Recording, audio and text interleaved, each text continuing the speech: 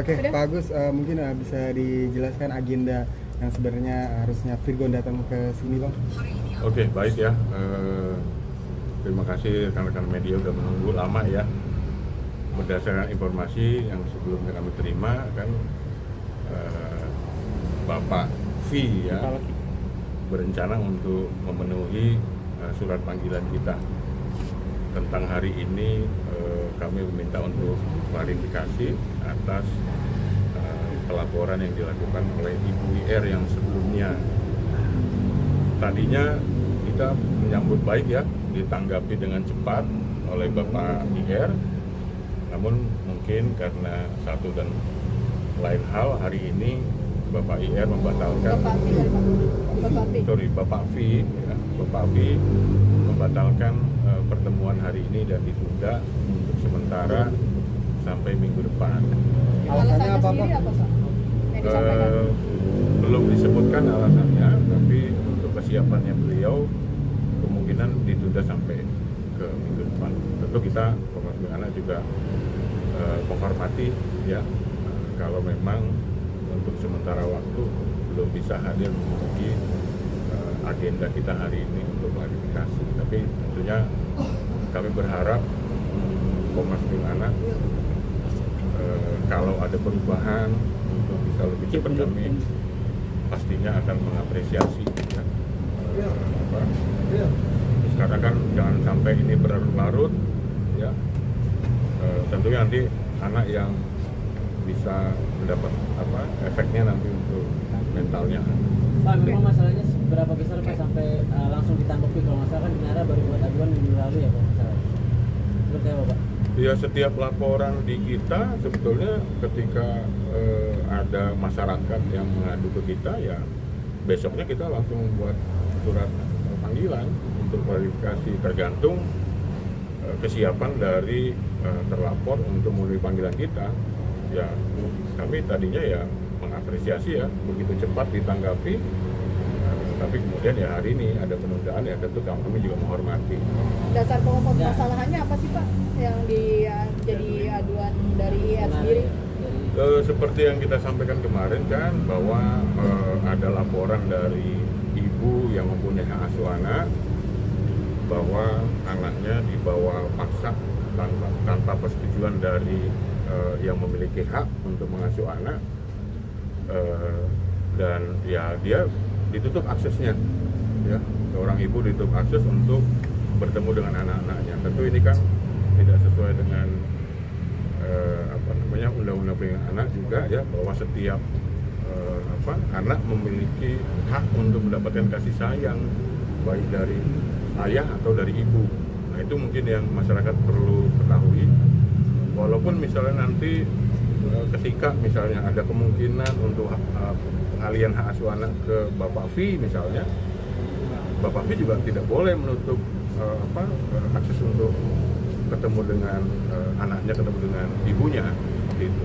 Begitu sebaliknya sebetulnya. Jadi ketika kami kemarin tanyakan kepada Ibu IR selama ini bagaimana dengan ketika anak berada di sisi dia, apakah Bapak V juga diberikan akses untuk ketemu? Dia jawab, kita berikan akses penuh, bahkan sampai menginap di rumahnya. Kalau mereka menginap di rumahnya, saya keluar untuk mempersilakan mereka, bapak dan anak, saling bercengkrama, ya, berbagi kasih sayang dan sebagainya. Saya kira itu. Praktisi hukum, salah satu praktisi hukum sudah bilang sebenarnya untuk Bapak V anak di tangan Bapak V sebenarnya nggak apa-apa terlepas dari putusan pengadilan. Oh iya, saya kan juga seorang bapak ya. Kalau niat baik itu tentu kita tangkap adalah sebagai niat baik menurut kami ketika melihat Bapak V beranggapan menyelamatkan anak dari kemungkinan pengaruh-pengaruh buruk dan sebagainya. Saya juga mungkin akan melakukan hal yang sama, tapi niat baik ini kan bisa juga belum tentu ya akan bisa jadi mengakibatkan ada konsekuensi hukum di situ ya. Contoh misalnya menutup akses komunikasi itu kan tidak boleh seperti itu. Bahwa niatnya baik tapi tentu harus didukung juga untuk prosesnya. Misalnya kalau melihat ada potensi anak untuk terganggu psikisnya ketika berada di rumah itu, dia akan menjadi baik kalau dia misalnya mengajukan hak perwakilan anak misalnya ke pengadilan, dan itu ada ruang untuk itu, dan kita juga menganjurkan untuk itu sebetulnya ya, kalau memang dianggap seorang ibu atau seorang ayah seperti tidak layak atau mempunyai catatan khusus ya untuk proses tumbuh kembang anak gitu. Konteks ditutup-tutupinya sama Virgo itu seperti apa sih Pak? Maksudnya apakah anak-anak ini memang punya HP terus nggak boleh komunikasi, harus ngeblok Inara atau seperti apa Iya, Pak? jadi kesulitan untuk berkomunikasi, misalnya untuk menggunakan handphonenya kan tidak, anak-anak itu kan memang baik ya dibatasi penggunaan handphone. Menurut informasi yang kami terima 1 atau 2 jam sehari, kami juga mendukung itu ya. Anak-anak hari ini memang dibatasi waktu bermain dengan gadgetnya, tapi itu akhirnya jadi menutup komunikasi. Seharusnya kan tidak boleh ada salah satu pihak, apakah ketika anaknya berada di Ibu IR atau anaknya juga berada di Bapak V, anak itu diputus komunikasinya, karena anak mempunyai hak untuk mendapatkan kasih sayang dari bapak dan dari ibu.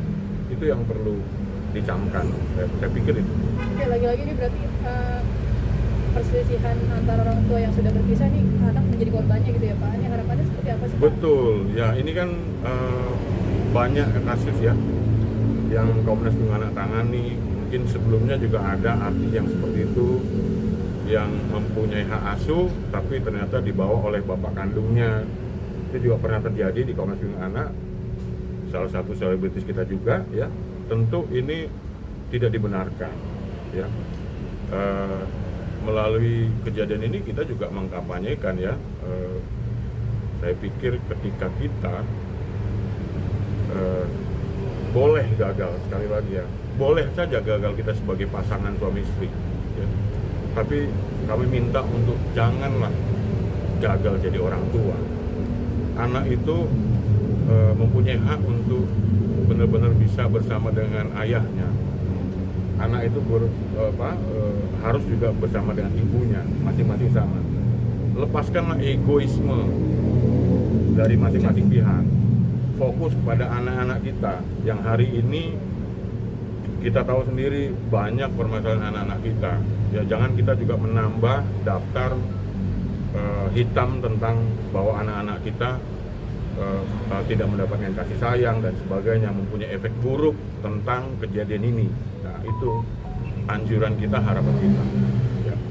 Tapi kalau misalnya ke depan tidak datang lagi, apakah kebijakan kalau SOP di kita biasanya kita kirimkan surat panggilan pertama, panggilan kedua, dan seterusnya. Nanti kita lihat lagi perkembangannya berikutnya seperti apa. Tentu kita seperti yang saya informasikan sebelumnya,